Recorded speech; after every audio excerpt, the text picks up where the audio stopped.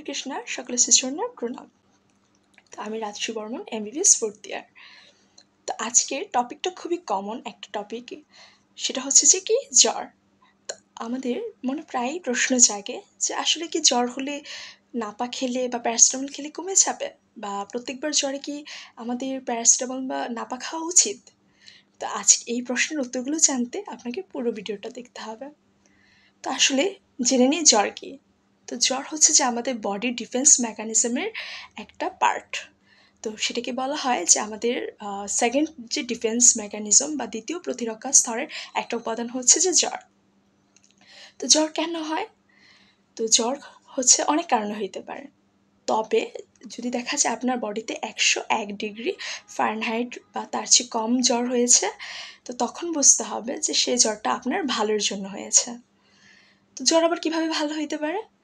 তো ধরুন আপনার বডিতে কোনো হচ্ছে যে মাইক্রো অর্গানিজম বা ফরেন কোনো বডি বা ফরেন পার্টিকেল বডিতে ঢুকলো, তো তখন সেই মাইক্রো অর্গানিজমটাকে মারার জন্য আমাদের বডিতে বিভিন্ন ডিফেন্স মেকানিজম কাজ করে।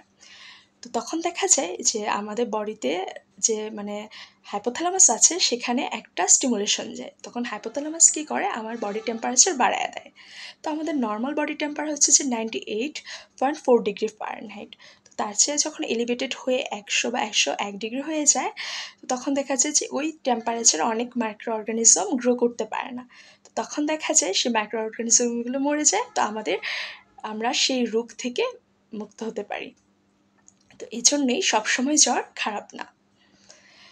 তো তার মানে আপনারা বুঝতে পারছেন যে 101 ডিগ্রি ফারেনহাইট বা তার চেয়ে কম জ্বর হলে অবশ্যই নাপা বা প্যারাসিটামল খাওয়া যাবে না।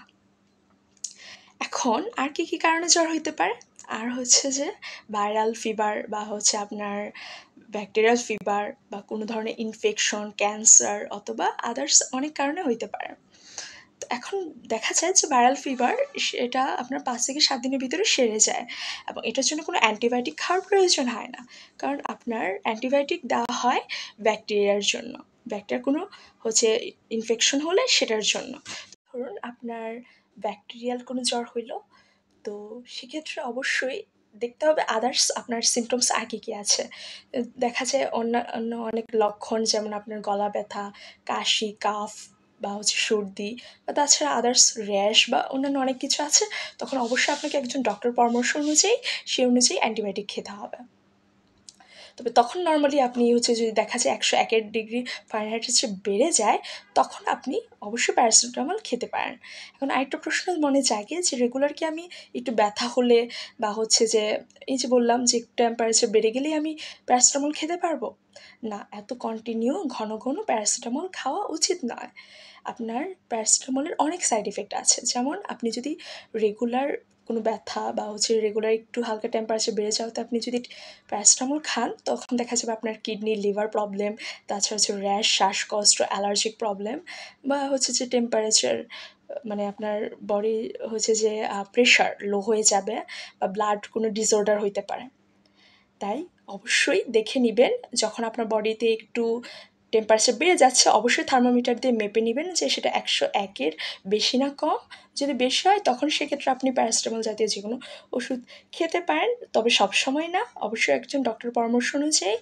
আর যদি দেখা যায় যে না 100-101-এর কম, তো সেক্ষেত্রে আপনি একটু রেস্ট নেবেন, একটু গরম জল খাবেন, দেখবেন আস্তে ধীরে ঠিক হয়ে যাচ্ছে।